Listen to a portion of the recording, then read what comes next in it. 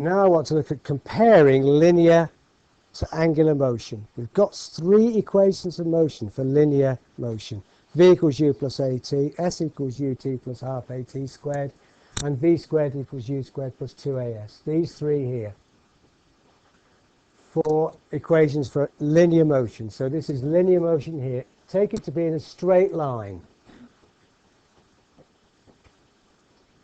As I said at the beginning, we've also got some ideas around angular motion, and we can derive similar formulae as like we did for the linear motion for angular motion. Let's look at the similarities and between the two. If we talk about linear velocity, v, we can also talk about angular velocity, omega, as we know. Linear velocity is displacement over time, distance over time. Angular velocity is angle turned through over time. So there's a direct analogy between the two. Linear velocity is distance over time. Angular velocity is angle over time. Angle measured almost invariably in radians. Linear velocity measured in meters per second, typically. Angular velocity measured in radians per second. Same idea. How quickly am I sweeping through these particular angle in radians? What's the rate in radians per second at which this thing is rotating? By convention, angular velocities go anti-clockwise for positive and clockwise for negatives, as we've discussed already. We talk about an angular acceleration in radians per second squared, exactly analogous to linear motion.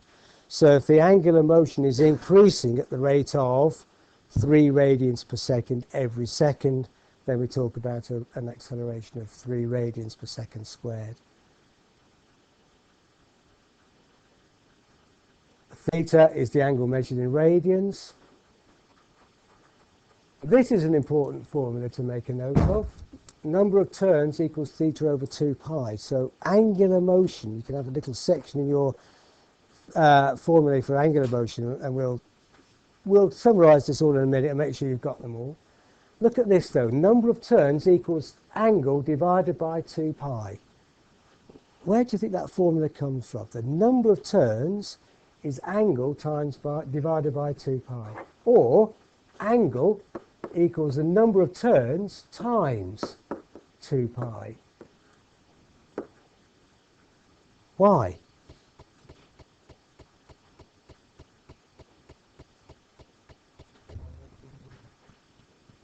Yeah, there's 2 pi radians in a complete turn.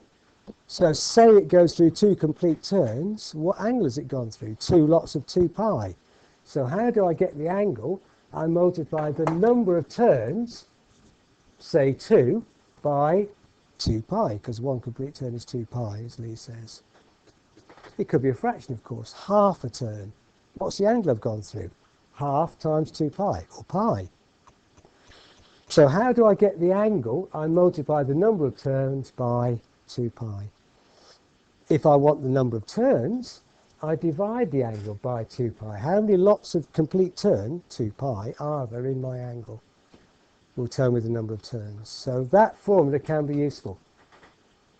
So let's look at these. They've been put next to each other in your handout for reasons that hopefully are obvious. Look. They are exactly analogous to each other. The final velocity, v, is the initial velocity plus at, a acceleration t time. The final angular velocity, omega 2, equals the initial angular velocity, omega 1, plus alpha, which is the angular acceleration times time. Same formula. S, what's the analogy to that in angular motion? The angle of turn through, theta. So theta equals a half omega 1 plus omega 2 over t.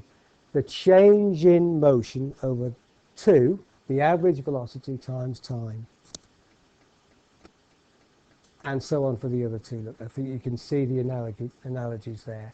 So we've got two sets of equations, one for linear motion and one for angular motion. For angular motion, we also need to bear in mind some of these other formulas we've come across before. O equals 2 pi f, The average velocity is the distance over time, or theta over t, and so on. So make a note of these formulae on your formula sheet.